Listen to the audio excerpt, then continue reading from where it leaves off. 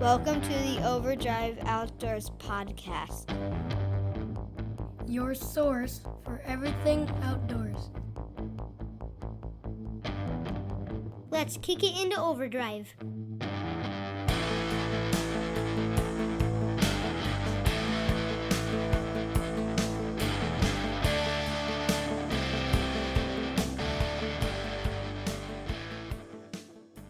Overdrive Outdoors podcast brought to you by Predator Hunter Outdoors.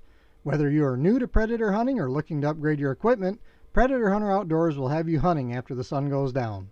Carrying a full line of lights, night vision, and thermal optics, along with tripods, calls, mounting systems, and more, check them out at www.predatorhunteroutdoors.com or on Facebook at Predator Hunter Outdoors. Use promo code OVERDRIVE2021 for 20% off your order. Want to lengthen your time in the field and shorten your scouting time? Not only does the HuntWise app show you property boundaries, landowners' names, and in some cases even their phone number, but using the app will show you the wind direction on the map of the place you want to hunt. And the HuntCast feature shows peak movement times for various species, including predators. Get the HuntWise app at www.huntwise.com, the Google Play Store, or the Apple App Store, for only $59.99 a year for Pro or $119.99 a year for Elite. Use promo code OVERDRIVE20 for 20% off an annual membership. Good evening, everybody. This is Kevin Rought with Overdrive Outdoors, and tonight we have special guest Shane Kessler from Louisiana with us of Rougarou How you doing, Hog Kevin? Control. Tonight here it's cool and windy. Cool up here for us means it's in the low to mid 40s right now. I got you. Here it's I think it was 75 today for our high.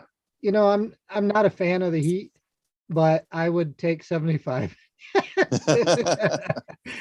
I think probably in another couple of weeks here we'll be having to pull out the cold weather and snow gear. Right. So what I wanted to have you on here for was, up here in Michigan, we don't have feral hogs. Right. Down there where you're at in Louisiana, they are a huge problem for the farmers and everybody else. So what I'd like to do is kind of tell everybody that's a listener, especially us people up in Michigan, learn a little bit more about the hog problem, Sure. what you guys do about it and everything else. So let's start a little bit with a little bit of your background. Tell us about Shane Kessler. So my full-time job is I'm a captain paramedic with a city fire department here locally. I've been doing that for 22 years. Fixing to go on retirement, so I'm looking forward to that. How far away is that? 3 years. I've turned in my retirement paperwork a few days ago, so I'm on what they call the drop. So I'm on the way out right now. You're a short timer now. I am very much so, and I cannot wait. Thank you. That and just do a little bit. Do a medical parish SWAT team, and I've been doing that for about 8 years now, and really enjoy doing that. And then my other passion is shooting pigs. So how did you get started in that? I mean, did you? So a few years ago, I say a few years ago, around 2016, somewhere in there, Louisiana started allowing pig hunting at night. So I was like, man, this really intrigued me. We had a very bad feral hog problem on our lease, and you could only kill so many during the day. It don't take long. They go nocturnal, and so you've got to go nocturnal also. About that same time, when I was looking for devices, I noticed that ATN had the X-Sight. So I was looking at it and stuff, and I had a buddy that had a PVS 14. I went with him a few times, and I was just like, "Oh, I'm hooked." Got the X-Sight, and I thought that was just the greatest thing in the world. We started killing the pigs left and right on our hunting lease. Now, was that the original X-Sight or X-Sight 2? That was the original X-Sight. Okay. Yep, the original X-Sight, and paired it with a really good IR light, and we were wreaking havoc. We were just killing as many as we could. My buddies, they got X-Sights, and so it didn't take long. We had all the pigs on our property either killed out or educated enough that they didn't need to be there. So we started looking around, expanding, talking to different people because we were posting tons of videos online. So we had a lot of people locally like, "Hey man, I got some pigs. Y'all want to come shoot them?" I was like, "Yeah, sure." Did that for a while. Then that's when the Thor HD thermal sight come out, and so everybody got one of those, and we thought that was the greatest thing in the world.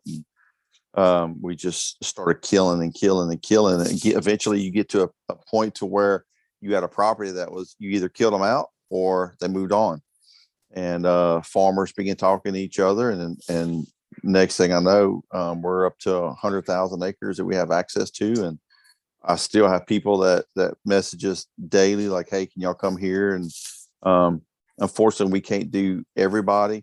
We've got to turn some people down because distance, gas prices, ammo, all that's coming into play now. Oh yeah, So, big time. oh yeah.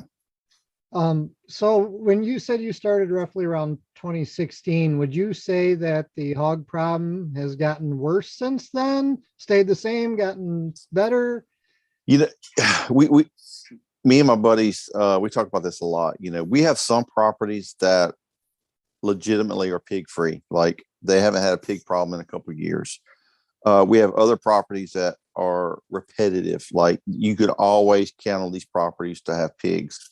A lot of these properties are properties that border like wildlife management areas or national refuges, to where during the off season you can't go in there and hunt them. So basically, for 6 months out of the year, it's just a giant breeding ground. They go in there, and they have as many babies as they want. They're doubling in size every 120 days, and so it's a never-ending battle on them. Now, when you get calls for areas that are having hog problems, but we do supposedly have some feral hogs up here, but I've never seen one in the wild. I've only seen a handful of people that have said they've seen them. But for someone that has something like that, what would you advise them to look for in what would be considered hog type terrain? Feral hogs, they're going to always hang around agricultural areas. It's free food for them, especially during planting and harvest time. Swampy areas or boggy areas that are very difficult for humans to access, very little pressure going in there, is something they feel safe in. Always look around there for signs of rooting or hog wallows. And a hog wallow is basically just a giant depression that's what they use to stay cool because they can't sweat. So what they do is they just roll around in the mud to help regulate their temperature, and it's very easy to locate. Now, we've hunted down there with you twice now, and the first time we went down there, we put together a video, and we got a bunch of statistics on the financial impact of hog damage down there, and I was shocked by the financial damage and the burden, of course, on the farmers that they actually create. And then when we went down and hunted with you to actually see it, it's pretty impressive. Yeah, a lot of people don't realize how much damage they actually do. We've talked to some farmers, like when they're planting corn. So it's a very tight window for them to get the corn in the ground and get it to a certain stage all at the same time, where you may have a sounder of feral hogs that may come in and literally root up 8 to 10 acres a night. Well, it costs that farmer $600 an acre on average to come back in and replant it. It doesn't take long for them to rack up, $10, $15, $20,000 in replanting costs. And then they'll come in and eat what they replanted anyhow, unless they're taking care of. Exactly. So during cycle. Yeah. So for us, planting season's very, very busy because you got farmers that are every day they're dropping me pins saying, "Hey, we just planted this field tonight." We also noticed fresh hog sign, and we do our best to make sure we hit that field 2 or 3 times during the night. If we don't catch them in there right off the bat, but it's always disheartening when you can't catch them in that field, because unfortunately we can't be everywhere at one time. Right. So inevitably you're going to have some pigs that will get in there and do some damage, and then we try to really focus on those fields the next night, to make sure that we're there more times than what we would normally be there. Now, one thing I've noticed too, when we were down there, we hunted a variety of different agricultural crop fields. There was corn. I think we were soybeans. We went to rice paddies. Yeah. Is there any one of those in particular that tends to draw more hogs? It all depends on the season, and we talk about this a lot too when we're actually going after them. It all depends on the time of the year. So let's just start in January. Louisiana, you can feed for deer. So during January, by the end of January, hunters from October to January, they're throwing out hundreds and hundreds of pounds of corn. And so for the pigs, it's easy pickings. They don't have to leave the cover of the woods. They run in, they hit the feeder, then they move on to the next feeder, right? So they'll do that up until the end of January. Feeders will start running out, so then they're gonna transition back into the open fields or cattle pastures. Louisiana, that time of year, February, the ground's real wet. They get out in the cattle pastures. They can root around very easily. They get a lot of grub and stuff. Normally, they don't have access to because the ground is too tough. From there, they'll transfer or transition into planting season. Planting season is a busy time for us. Typically, planting season is about mid-March through the first part of June. We're super busy during that time. Now, after June, it kind of dies down because the crops get too tall and you can't see anything. Until it gets to be around September harvest time. The crops are getting cut out. The pigs forget, or they don't realize that, hey, the crops are gone. They still think they're out in cover, and we can work on them pretty good. Into October, you'll start hitting pecan orchards. And by then it's starting to trickle down because everybody's slinging corn again. And then it'll die back down again until the end of January. Then it picks right back up again. So now, in terms that you mentioned, they go into cattle pasture areas. Do they actually feed on the graze that the cattle have, or are they eating up stuff that's put out for the cattle? Well, or a lot of times they'll go in there and they'll actually get in the cattle troughs when the farmers will put, or the cattle ranchers will put food in the troughs. The pigs will get up in the troughs, eat the feed, and then they urinate and defecate inside. Of course, it contaminates the feed. The cows can't eat. If they do, they get sick. So they're eating that, and then they're also just rooting the fresh ground that, nobody's been in there for a while. The pigs haven't been in there for a while because the ground's been too hard. Now that it's soft, it's easier for them to get a root around. Now you're dealing with big craters that they're putting into the ground, and you got to risk a cow getting in it and injuring a leg or something like that too. Okay. I really, obviously we don't have pecans around here. It really kind of surprised me to hear you say pecan orchards. I think we did go down to buy one pecan area when we were down there, but if I remember right, we didn't really see a whole lot in that area. Right. So at what point did you form Rougarou?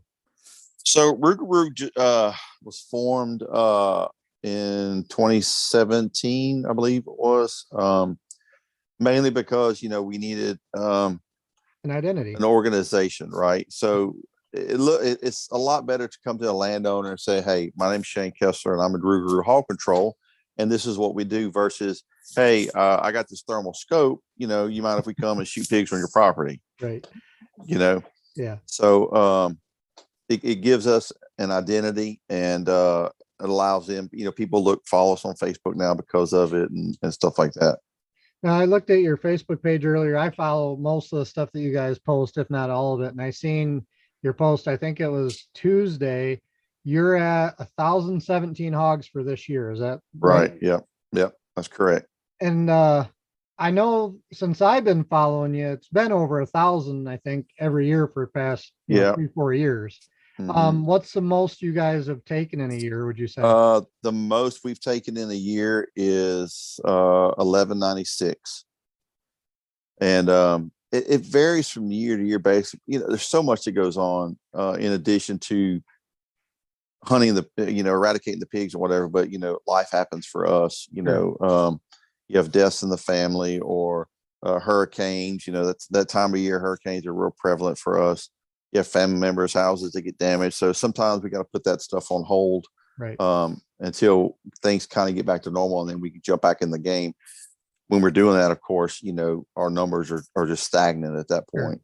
Yeah, right. That makes sense. I mean, when we were down there last time, it was right after a hurricane, and they still had construction crews were still coming in, and we seen some of the damage when we were down there. So I can see how that would put everything on hold. Although, hey, I've watched your videos where you were out there hunting and a tornado siren's going off, and you're getting an alert that there's a tornado, and you're like, start shooting. yeah. That night, that was a fun. What's weird is there's a lot of times when if a storm is coming, pre-storm, the pigs are feeding like crazy.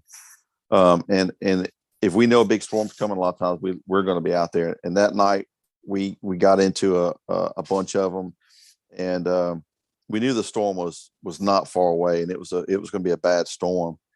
And the tornado sirens started going off near the little town, telling everybody to seek shelter immediately.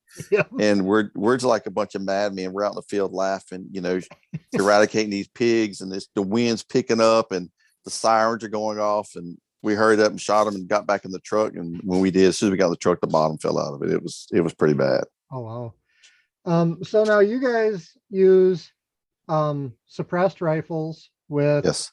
thermal. Yes. You prefer thermal. I know you guys have done a little bit with night vision, but you prefer thermal.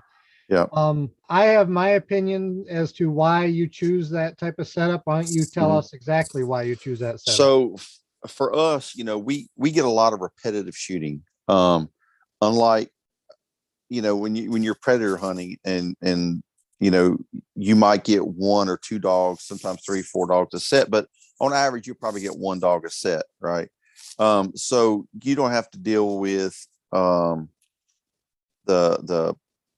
once you shoot and you get that powder that flies out and your IR light hits it, you get that light that refracts back into the scope, and it kind of temporarily blinds you because of that. It's kind of like shining a light at a reflective sign, right? You get the same effect. Shooting through fog and smoke. Right. So for us, the name of the game for us is kill as many as we can kill, right? So for us, thermal allows us to see right through that, and we can just acquire another target. Now, do you think the suppression makes a big difference in how the animals react, or is it mainly to help? Absolutely.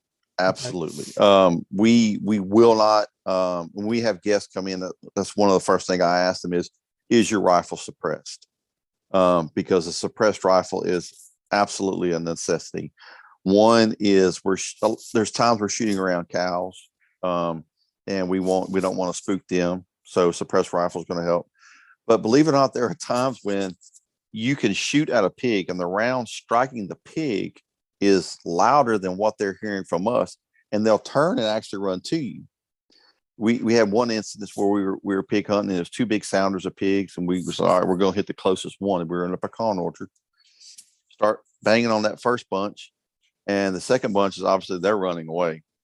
So we get that first bunch kind of knocked down, and they're almost to the woods, and they're out there a couple hundred yards. And so we start shooting at them.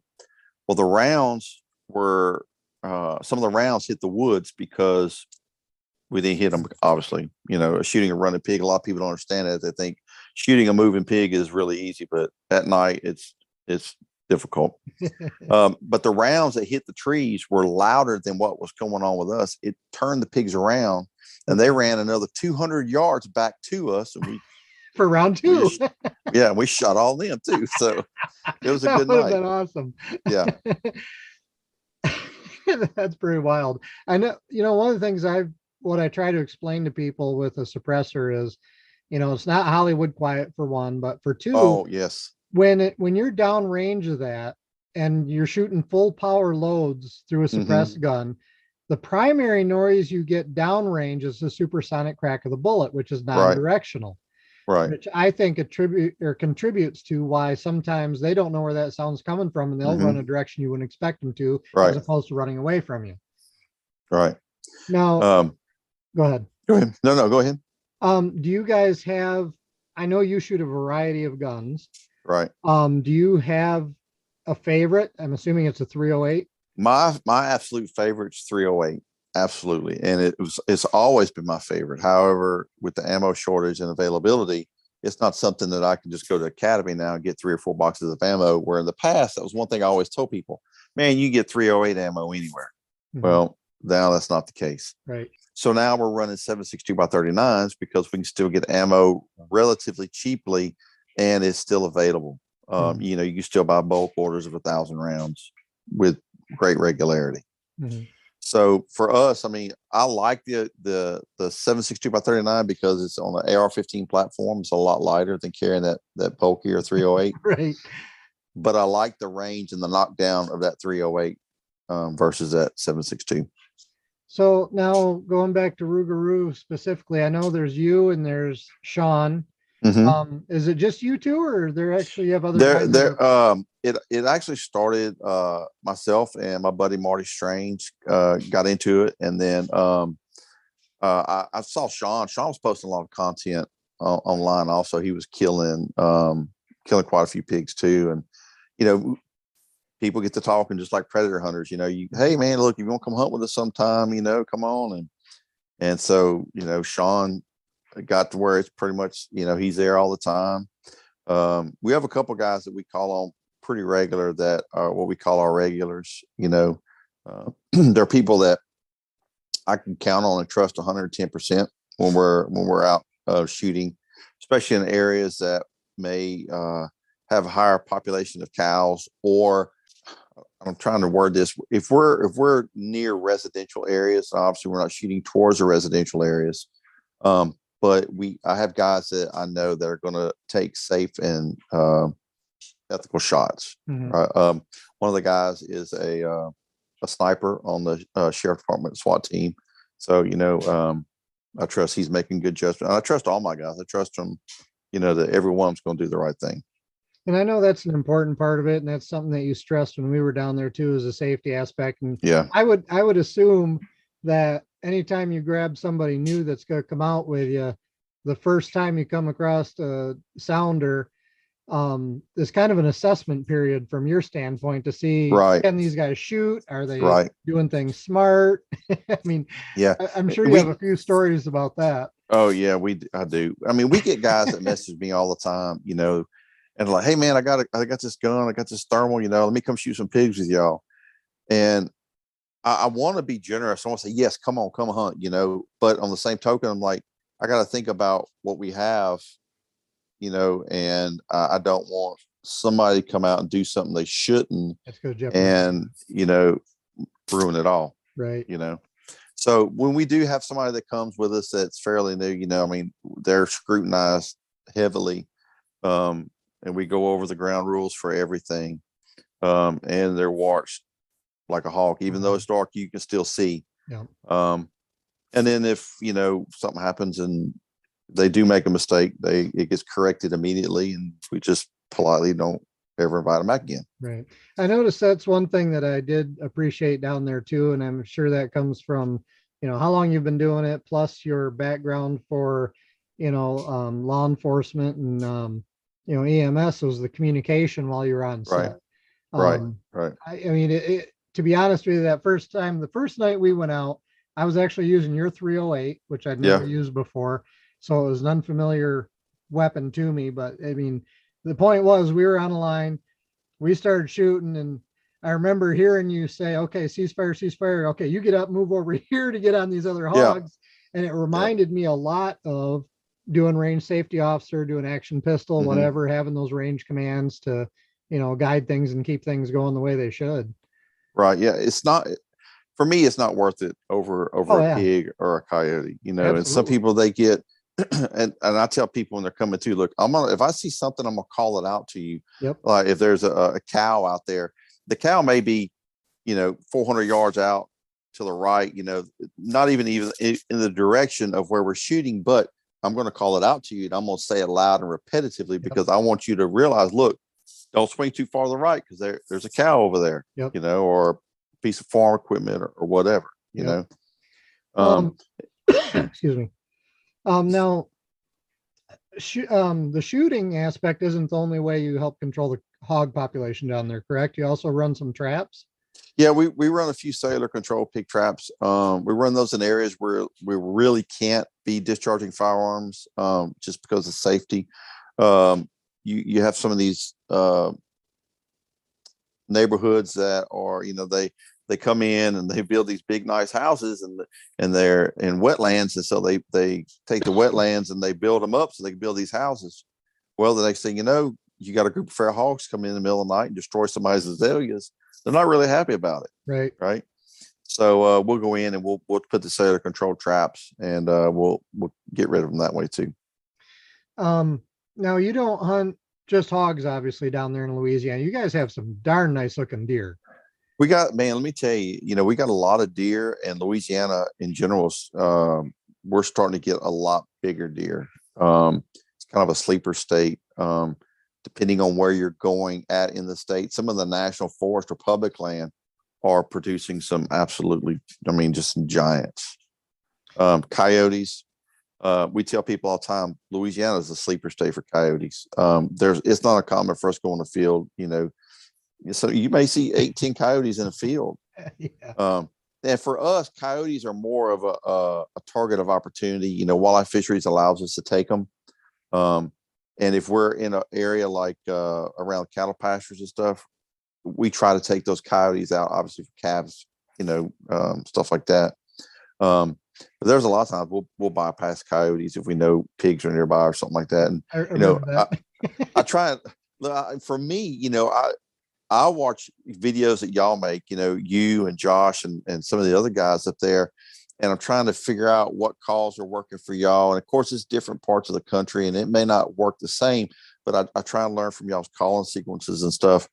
Because there's times when we see a big bunch of coyotes, we know there's no pigs around, and I want to get them to us. Mm-hmm. So I try and mimic what y'all are doing sometimes, and sometimes it works, and sometimes they just ignore us like we're just the biggest idiots out there. And that's another point that, I don't hear much talk about it, but I've seen you guys do it really successfully, is using a call to get the hogs to come to you. Oh yeah. We do. We use the Icotech calls, and we put some calls on there and use sow and piglet, or actually it's piglets in distress. And again, there's certain times it works for us, and there's certain times they run the opposite direction. It all depends. What we found is if we can find a sounder that has the smaller the piglets, the better they respond. And when I say small piglets, I'm talking anything less than about 10 pounds. Less than that, they're going to respond very well, typically. And it's like bringing them in on a string. They come straight to you. This may seem like a stupid question, but do they have any breeding sounds that work? I know. I don't know of any breeding sounds that work for pigs. We always play on the heartstrings of that mother. If she thinks she left a piglet, or a coyote snatched a piglet up. And that is the most exciting thing, is when you can hear those pigs and they are mad as hell, and they're grunting, and they're just coming in on a string. That is some of the most exciting things that I like to do as far as shooting pigs. So how often do you guys use a caller, would you say? Because I don't think we used it all when we were down there. Yeah, no, it all depends on just where we're at and what's going on. There's a lot of times, like, the wind's not right, and we can't make a successful stalk that way because of the angle of the wind. So we position the caller to make the pigs cut across the wind at an angle that benefits us. Or we just don't feel like walking across the field because it's too wet and muddy, or we're going to be too loud. So it's easier to make them come to us. And it just depends on what we're seeing. But I know guys that do it successfully just blind calling. I'm too impatient to sit there and just blind call. Mm-hmm. So to me, I typically tend to pull it out whenever I see a sounder that's got a bunch of small ones, and then we go from there. I know when you guys, so to describe to some of the listeners, how it works is, when we were down there anyway, we'd drive around, you'd scan fields. If we located a hog or sounder of hogs, one of the first things you always look at is wind direction, correct? Right. Because after that, if the wind direction is favorable, the object is to stalk up as close as we can, which was usually about 50 yards, give or take. Yeah. Then we have the line of shooters, and we pick out the hogs that you want, which your instructions were always shoot the biggest hog directly in front of you first, and then after that go after the ones after that. But my question on that is, obviously they use their nose because you got to watch the wind direction. Their eyesight is pretty poor, correct? Correct. The eyesight's not the greatest at night, but it's we'll get back to the nose. You're not going to beat their nose. Right. No way, no how. If they get just a slight whiff of you, they're gonna, that lead sow is gonna grunt, they're gonna bunch up, and they're gone. Mm-hmm. So wind is super important for us. Obviously, darker nights work better for us, but we still kill them quite easily on full moon nights. However, when it's a full moon night, we use the terrain. use shadows a lot to help get us into position. But they will see you, and it's like I tell the guys when we're walking up on them. I try to tell everybody, look, we're going to stay single file, especially on a moonlit night. Stay single file all the way to them, because that signature of a black blob is just one. A lot of times, if they happen to see it, it's not that threatening. But if they see 4 or 5 of them approaching, then for them it gets a little bit more threatening, and they want to get on out of there. Now, you mentioned earlier about making noise going through the field. Is their hearing pretty good? Yeah, their hearing's very well as well. Yeah, I know we trudged through one field that was pretty darn muddy, and I remember, I think that was a concern because that sounder we were trying to get up on ended up leaving, going into the woods, and we didn't get a whack at it. Yeah, that was an extremely wet field at that spot. Yeah, but I think about a week or two after we were there, I watched all your videos, and you guys went back to that field. Yeah, I remember that specific field. We call it hell field because it's so terrible walking through that Louisiana mud just sticks to your boots. Oh, yeah. And every step it just builds and builds and builds, and of course it's loud as all get out. Well, that's one thing I noticed. One thing I noticed too, speaking of the mud down there, I got a new appreciation for that, and I didn't really notice it till I came home and unpacked all my gear, and I looked at it. My boots had mud, my pants had mud, my gun had mud, everything had mud on it. It sticks with you. It does. Yes. Let's see, what else did we see down there? We seen alligators, we seen armadillos, beavers, a lot of possums. Yeah. I don't recall seeing coons, but you guys have a good coon population. We have, oh my God, we have so many raccoons. And for us, every night we talk about how we wish that they would open it up to be a nuisance animal along those same lines of, the pigs and the armadillos and stuff, because we'll probably see 20, 30 raccoons a night. But you guys have some really weird rules for hunting raccoons. Could you tell us about that? Yeah. So for Louisiana, it's got to be, at night, you have to have a dog, and it's a single shot 22. And you can use lights or no? You can use lights. Can you use night vision and thermal? No. So it has to be only lights with a dog and only a night, and only a single shot. Yes. That sounds terrible. Yes. Unless something has changed that I'm not aware of. I mean, for some people it's all about going out and hunting the dog and stuff. And I get that, it's part of their heritage. They like that kind of thing. But man, there's so many of them, and they're such a nuisance. They raid turkey nests. Oh yeah.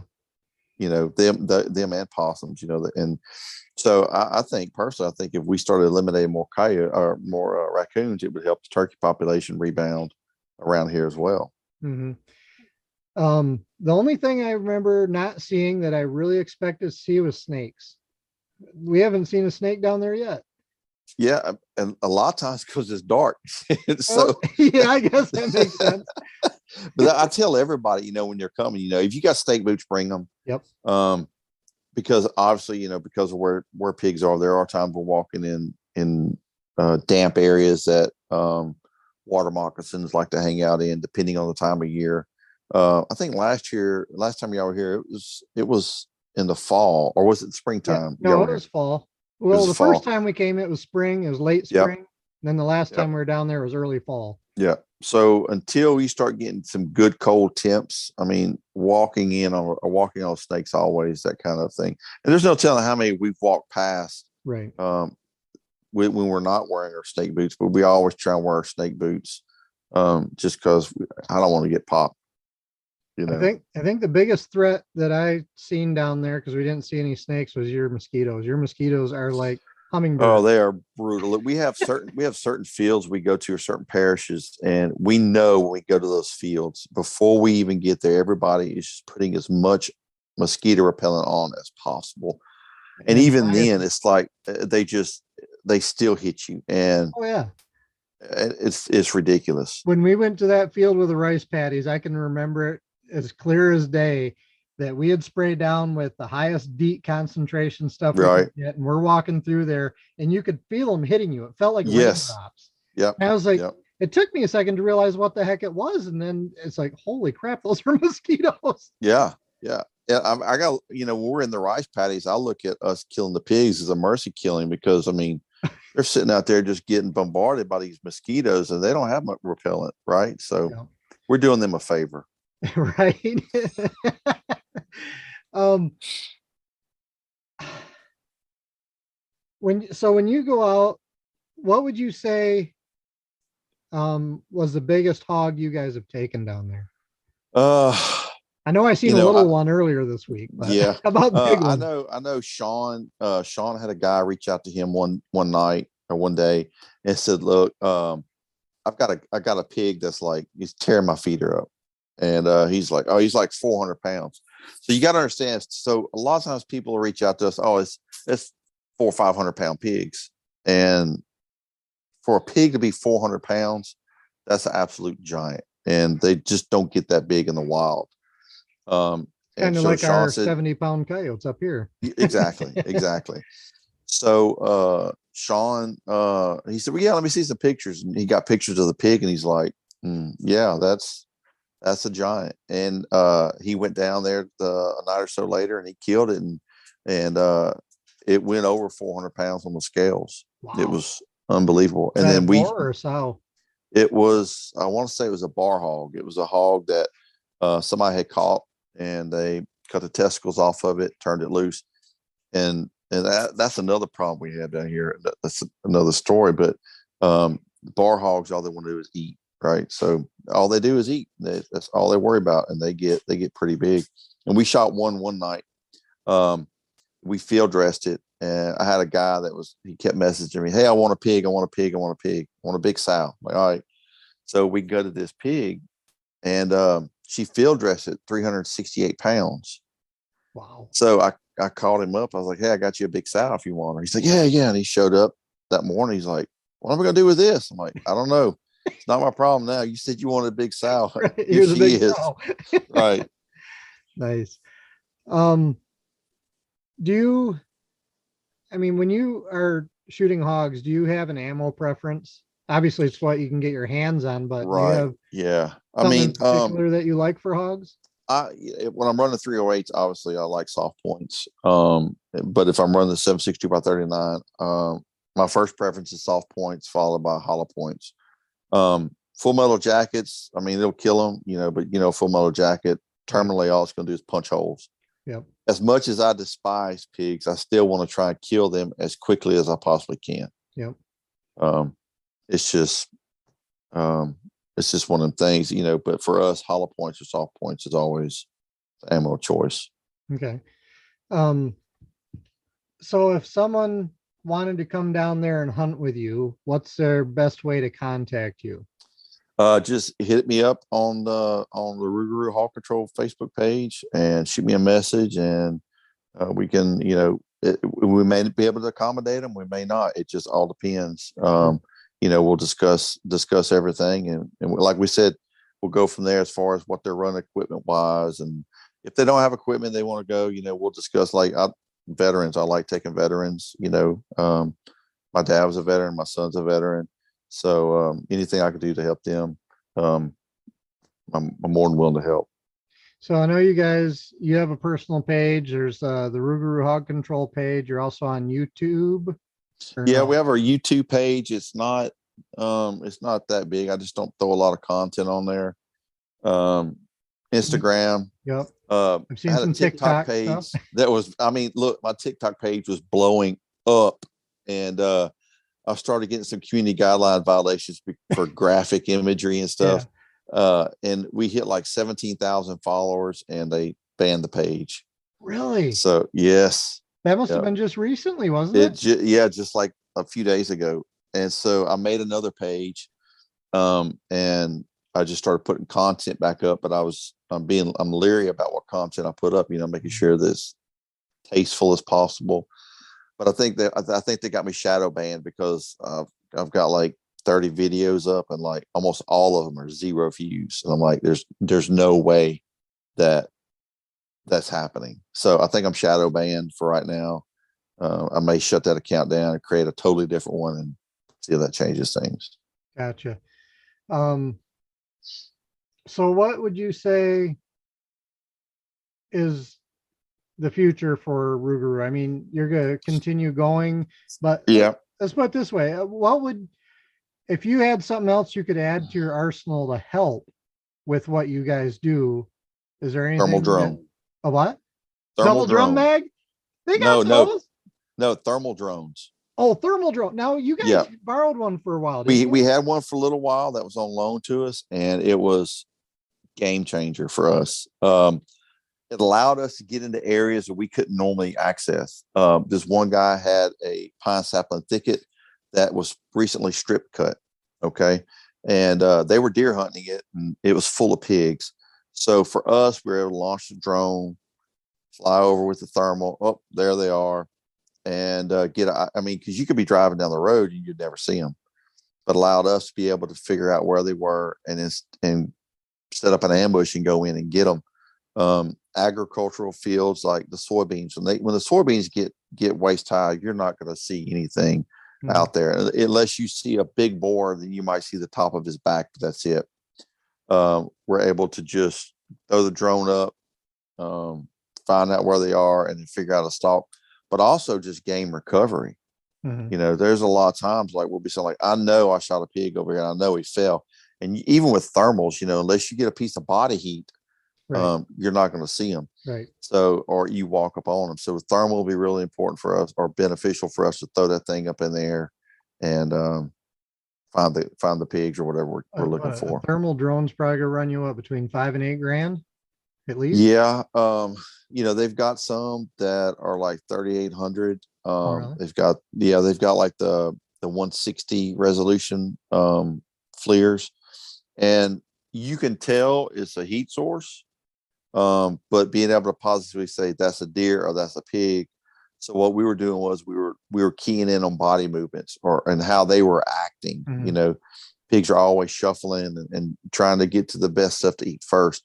So if we saw several heat signatures, we'd sit there and watch it it wouldn't take long. You'd be like, yeah, that's a group of pigs, or nope, that's some deer, you know, and we'd move on to the next bunch. Now, at any time when you're using that drone, did you notice the pigs react to the drone? Yeah. So if the pigs were in a wide open field, they did not like the sound of the drone. And even if you were a couple 100 feet above them, once they noticed that sound, they were gone. But if they were in cover or in crops or tall grass, they felt protected. You can get as low as 50 feet on them. They just sit there and look at it. They didn't care. Um, Deer, same thing. Deer, you can get 30 feet above a deer looking at them, and they just stare at the drone like it's a bird or something. They're not really sure.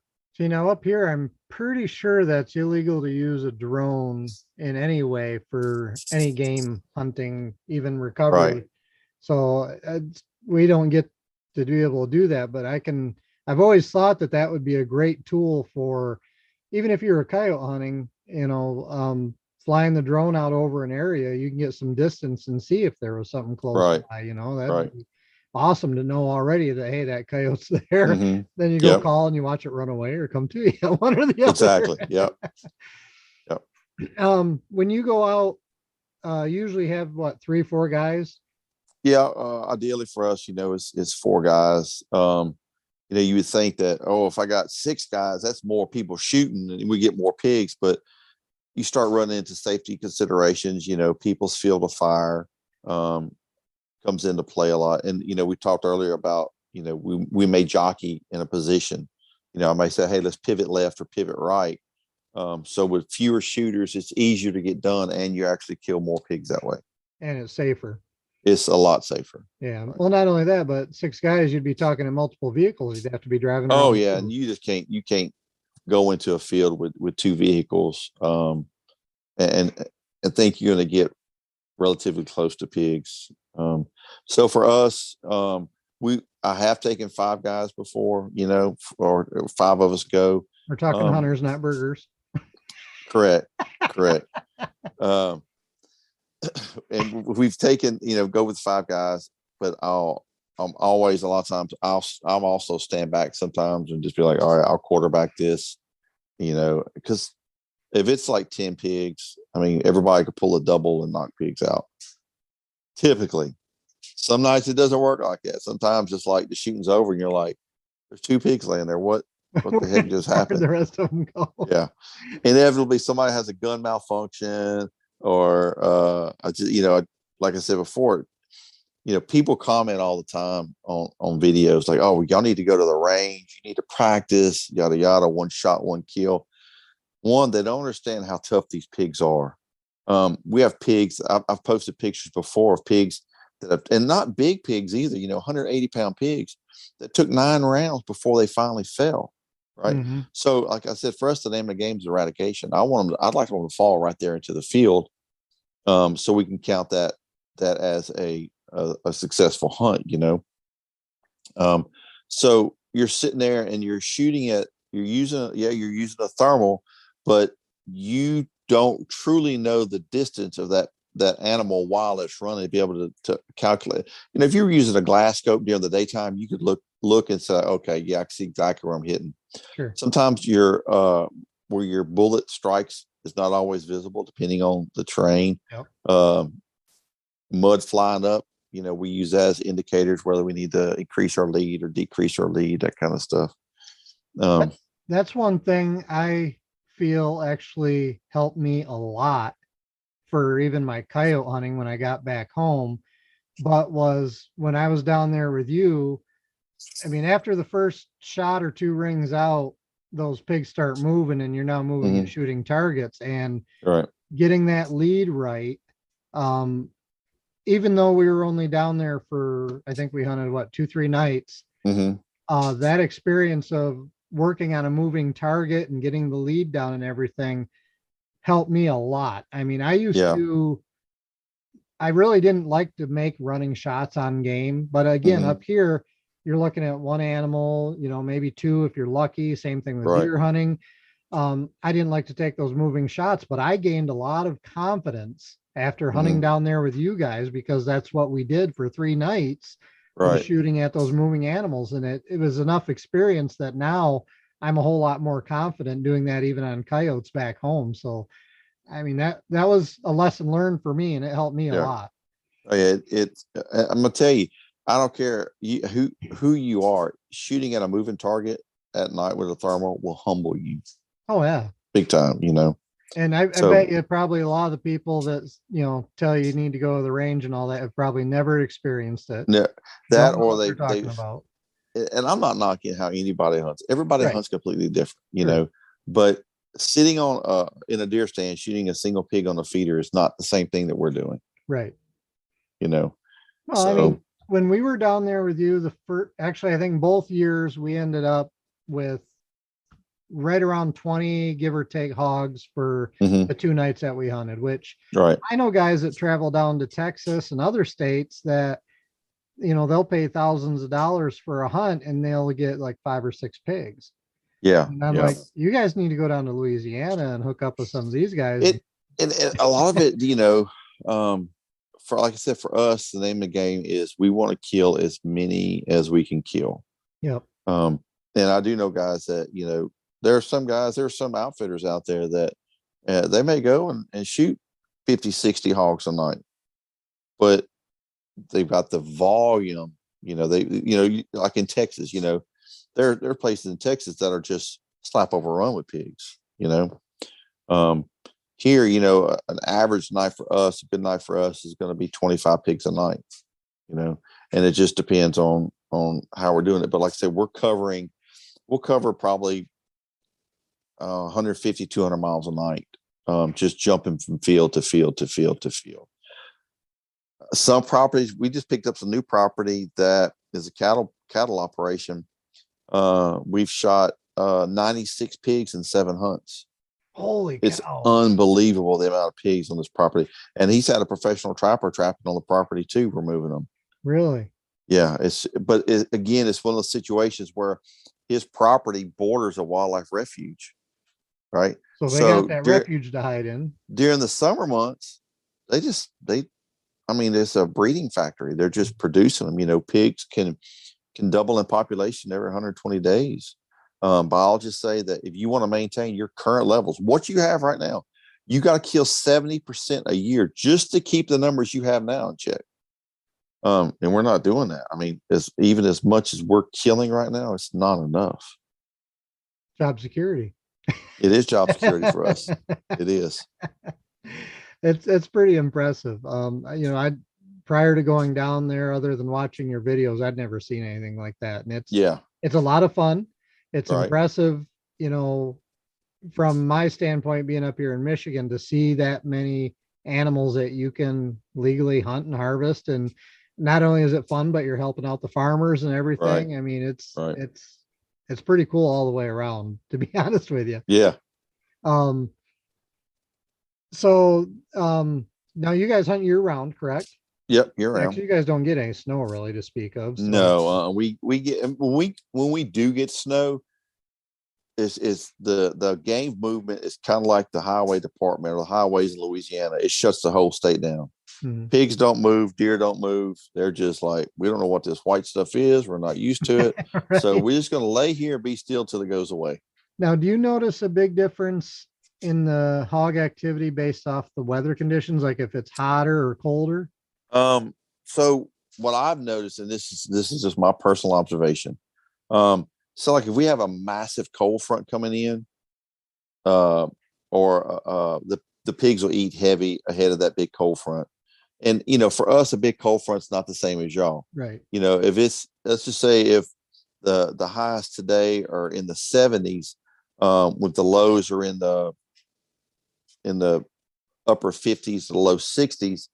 And then tomorrow, the highs are in the 50s and the lows are in the 30s. For us, it's a big cold front. They'll feed hard and heavy up until that point, and then probably the next 24 hours or 36 hours, they're shut down. They're conserving energy. Then, they're slaves to their stomachs. They got to get up and they're going to start foraging around. Now we've noticed too up here with, you see it with cattle, you see it with deer, and we've noticed some trends with coyotes is the barometric pressure affects Right. movement and reaction. Do you see that in the hogs too? Do you think that's tied in with that? I'm sure it is. We use some apps. We use the feed times apps. Those seem to be fairly accurate as far as when we're going to help or when we're going to start seeing pigs move. And it could be off by an hour either way, but it's fairly accurate for us as to when we're going to see some activity.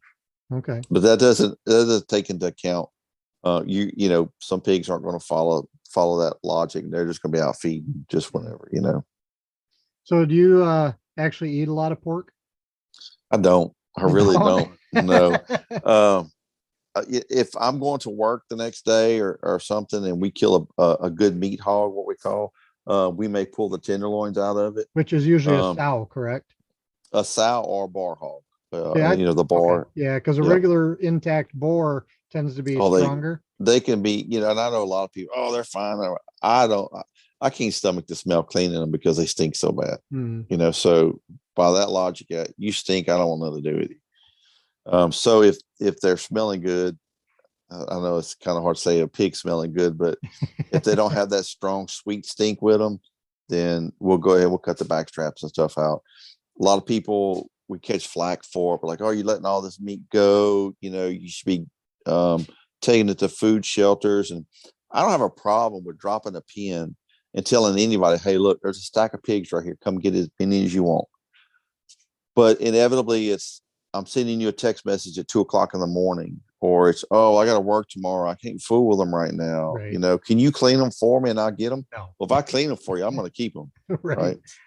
Well, that's another thing that really impressed me. And we actually seen it when we were out there, because that same question popped into our mind, what are you doing with these hogs? And we cut some out. We brought meat home first time. Last time we didn't, because none of them were close enough to the truck. Yeah. But we asked you about that and you explained to us that within a couple days, there won't be anything left. There won't be nothing left. It'll just be a grease spot on the ground. And a lot of times for the farmers, they want us, they encourage us just to leave them into the field, leave them in the fields. More damage to haul them out. Right. It does, trying to drag them out and stuff, getting the ATV in there, getting a truck in there to get them out. We do more damage to the property. So within a day or so, they're gone. Me and Sean Doherty, we stacked a pile of, I want to say it was 21 pigs on the edge of the wood line. And in less than 3 days, those 21 pigs were gone. So it's not going to waste. No, it's not going to. Something's eating it. Right. Something's eating it. I mean, you have a variety of animals down there. Do you know what all eats them? I mean, you have buzzards probably. Buzzards, coyotes, possums scavenge off of them, but a lot of it's just the buzzards and the coyotes. Do the gators come up and eat them? If I imagine we had some near a water source, where there were some they may scavenge on them too. But a lot of times, there are times we'll sit there and say, "Hey, remember the pigs we shot last night? I bet there's coyotes on them." Well, sure enough, drive over there. Yeah. Yep. We did that first year we were down there. I think it was a field where me, Sean, and Randy all shot at the exact same time and dropped 3 pigs all at the exact same time. The next night we went back to that same spot, and I want to say there was 4 coyotes out on those dead pigs the next night, and then we ended up finding another sounder and we got on them. But yeah, it's an impressive cleanup crew they got down there for that. Oh, they do a fine job. And plus it helps fertilize the ground, whatever they don't eat. Yeah. And they do it for free. We ain't gonna pay them to do it, right? Yeah, exactly. It's a win-win. That's right, exactly. Yep. All right. Well, I know you got some hunting to go do tonight, so we'll wrap this up here. All right. Yeah, it's good talking to you. When y'all gonna come back down? I mean, as soon as possible. I would really like to plan at least 1 or 2 trips next year. Yeah, definitely. I got some stuff going on here. I got to make sure that's good before I can make a trip, but I would think at least once or twice next year, maybe do spring a little bit earlier. Yeah. Make sure you bring Randy with you. Yeah. We need to get him down there again. I personally want to go when it's cooler. Yeah. But I want to go when the action's good too, you know? Yeah. Preferably before the mosquitoes hatch. Yeah. So you got about a 3-day window in March where that's going to happen. Other than that, I would really like to do a combo hunt down there too and see if we could go after. I would love to get a gator. That would be September. And I got a guy that could probably make that happen. Really? Okay. I'll have to get with you on that because I would like to do that. I can tell you right now, it's going to be hot. It's going to be mosquitoes. It's going to be snakes. For a gator, I'll do it. All right. All right. That's one of my bucket list hunts is a gator. So yeah. And we can make it work. And you know, one of these days I'd like to be able to spend more time down there and try and take a crack at more of your coyotes too. Man, let me tell you, like I said, we got this and getting back to that new property we were talking about, that we just got with all the cows and stuff. They've got some giant dogs on there. Oh my gosh. We've taken a few of them. It's just, they're unbelievable. Nobody around there. Again, like I said, Louisiana is a sleeper state for predator hunters. Mm-hmm. And there's tons of coyotes. The only thing is that really stinks is, for us predator wise, we can't shoot bobcats at night. Right. You can shoot them during the. We can't hear either. Yeah, you can shoot them during the day. You can shoot them during the day, and you have to have a big game license, and you're allowed 1 per year. Same as up here. So, but I don't understand. I mean, if I can shoot 1 a year, why can't I shoot it at night with my caller? Right. Know? Exactly. And we'll call them in. It's fun just to watch them, come slipping in on you, but we just can't shoot them. I think I asked you this when we were down there before, but do you guys have any fox?